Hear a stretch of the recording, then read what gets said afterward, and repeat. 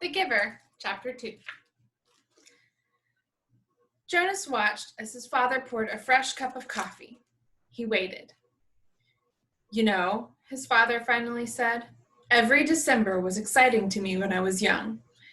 And it has been for you and Lily, too, I'm sure. Each December brings such changes." Jonas nodded. He could remember the Decembers back to when he had become, well, probably a 4. The earliest ones were lost to him, but he observed them each year, and he remembered Lily's earliest Decembers. He remembered when his family received Lily, the day she was named, the day that she had become a 1. The ceremony for the 1s was always noisy and fun. Each December, all the new children born in the previous year turned 1. One at a time. There were always 50 in each year's group, if none had been released.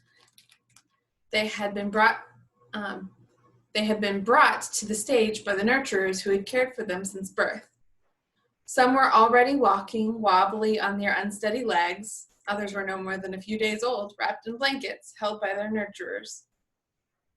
"I enjoy the naming," Jonas said. His mother agreed, smiling. "The year we got Lily, we knew, of course, that we'd receive our female because we'd made our application and been approved. But I'd been wondering what her name would be." "I could have sneaked a look at the list prior to the ceremony," Father confided. "The committee always makes a list in advance. And it's right there in the office at the nurturing center. As a matter of fact," he went on, "I feel a little guilty about this, but I did go in this afternoon and looked to see if this year's naming list had been made yet. It was right there in the office, and I looked up number 36. That's the little guy I've been concerned about, because it occurred to me that it might enhance his nurturing if I could call him by a name. Just privately, of course, when no one else is around." "Did you find it?" Jonas asked. He was fascinated. It did seem a terribly important rule, but the fact that his father had broken a rule at all awed him. He glanced at his mother, the one responsible for adherence to the rules, and was relieved that she was smiling. His father nodded. "His name, if he makes it to the naming without being released, of course, is to be Gabriel. So I whisper that to him when I feed him every 4 hours, and during exercise and playtime, if no one can hear me. I call him Gabe, actually," he said and grinned. "Gabe."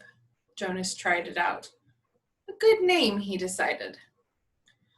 Though Jonas had only become a 5 the year they acquired Lily and learned her name, he remembered the excitement and the conversations at home, wondering about her. How she would look, who she would be, how she would fit into their established family unit. He remembered climbing up the steps to the stage with his parents, his father by his side that year instead of with the nurturers, since it was the year that he would be given a new child of his own. He remembered his mother taking the new child, his sister, into her arms while the document was read to the assembled family units. "New child 23, the namer had read, Lily." He remembered his father's look of delight, and that his father had whispered, "Oh, she's one of my favorites. I was hoping for her to be the one." The crowd had clapped, and Jonas had grinned. He liked his sister's name. Lily, barely awake, had waved her small fist. Then they had stepped down to make room for the next family unit. "When I was in 11, his father said now, "as you are, Jonas, I was very impatient for the ceremony of 12. It's a long 2 days. I remember that I enjoyed the 1s, as I always do, but didn't pay much attention to the other ceremonies except for my sister's. She became a 9 that year and got her bicycle. I'd been teaching her to ride mine, even though technically I wasn't supposed to." Jonas laughed. It was one of the few rules that was not taken very seriously and was almost always broken. The children all received their bicycles at 9. They were not allowed to ride bicycles before then, but almost always the older brothers and sisters had secretly taught the younger ones. Jonas had been thinking already about teaching Lily. There was a talk about changing the rule and giving the bicycles at an earlier age. A committee was studying the idea. When something went to a committee for study, the people always joked about it. They said that the committee members would become elders by the time the rule change was made. Rules were very hard to change. Sometimes, if it was a very important rule, unlike the one governing the age for bicycles, it would have to go, eventually, to the receiver for a decision. The receiver was the most important elder. Jonas had never seen him that he knew of. Someone in a position of such importance lived and worked alone, but the committee would never bother the receiver with a question about bicycles. They would simply fret and argue about it themselves for years, until the citizens forgot that it had ever gone to them for study. His father continued, "So I watched and cheered when my sister, Katya, became a 9 and removed her hair ribbons and got her bicycle." Father went on. "Then I didn't pay much attention to the 10s and 11s. And finally, at the end of the second day, which seemed to go on forever, it was my turn. That was the ceremony of 12. Jonas shivered. He pictured his father, who must have been a shy and quiet boy, for he was a shy and quiet man, seated with his group, waiting to be called to the stage. The ceremony of 12 was the last of the ceremonies, the most important. I remember how proud my parents looked, and my sister too. Even though she wanted to be out riding the bicycle publicly, she stopped fidgeting and was very still and attentive when my turn came. But to be honest, Jonas, his father said, for me there was not the element of suspense that there is with your ceremony, because I was already fairly certain of what my assignment was to be. Jonas was surprised. There was no way really to know in advance. It was a secret selection made by the leaders of the community, the Committee of Elders, who took the responsibility so seriously that there were never even any jokes made about assignments. His mother seemed surprised too. "How could you have known?" she asked. His father smiled, his gentle smile. "Well, it was clear to me, and my parents later confessed that it had been obvious to them too what my aptitude was. I had always loved the new children more than anything. When my friends in my age group were holding bicycle races or building toy vehicles or bridges with their construction sets or all the things I do with my friends," Jonas pointed out, and his mother nodded in agreement. "I always participated, of course, because as children we must experience all of those things. And I studied hard in school, as you do, Jonas. But again and again during free time, I found myself drawn to the new children. I spent almost all of my volunteer hours helping the nurturing center. Of course, the elders knew that from their observation." Jonas nodded. During the past year, he'd been aware of the increasing level of observation.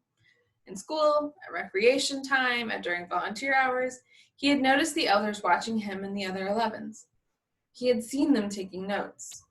He knew, too, that the elders were meeting for long hours with all of the instructors that he and the other 11s had during their years of school.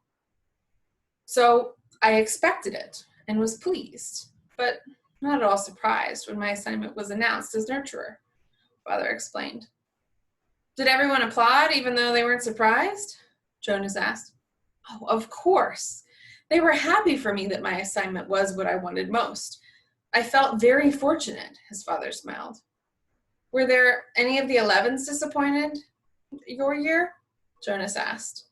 Unlike his father, he had no idea what his assignment would be, but he knew that some would disappoint him.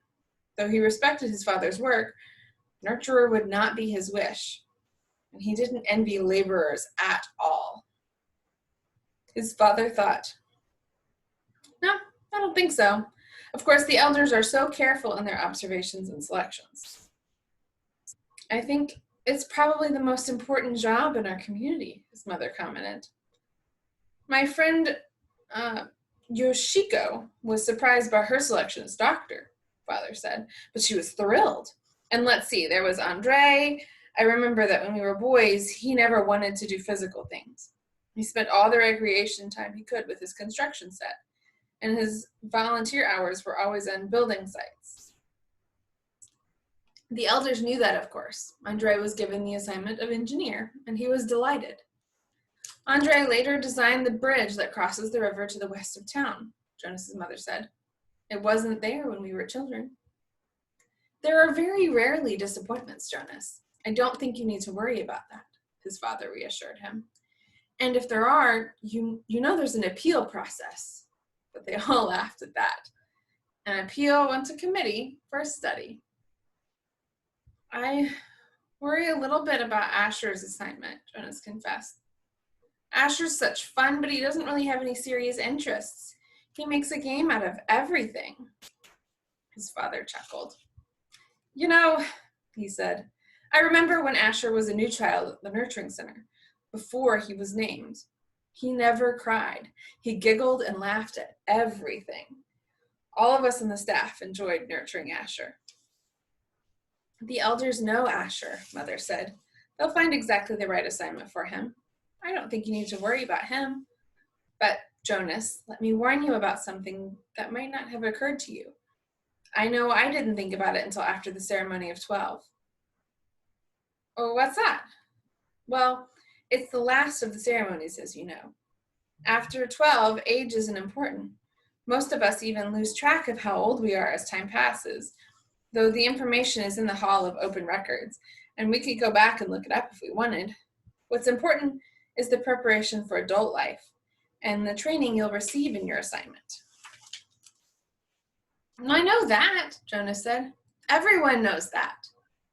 But it means, his mother went on, that you'll move into a new group, and each of your friends will. You'll no longer be spending your time with your group of 11s.